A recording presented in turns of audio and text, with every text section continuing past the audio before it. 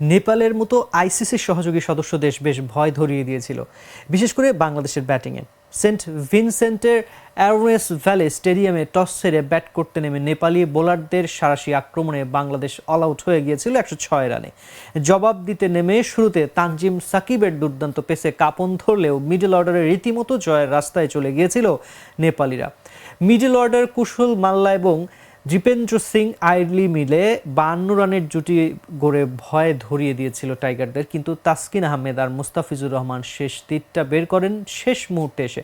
19তম over maiden wicket নেন মুস্তাফিজ। শেষ পর্যন্ত 19.2 ওভারে 85 রানেই অল আউট হয়ে যায় নেপাল। বাংলাদেশ জয় পেল 21 রানে।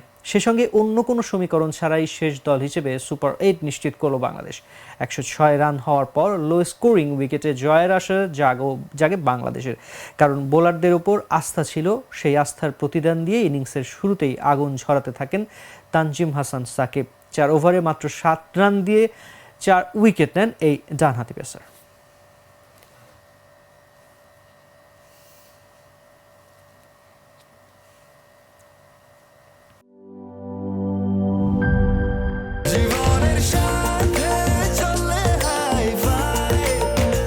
স্বাস্থ্যকর অল টাইম ফ্যামিলি কেক, সব সময় অল টাইম হেলদি লাইফ।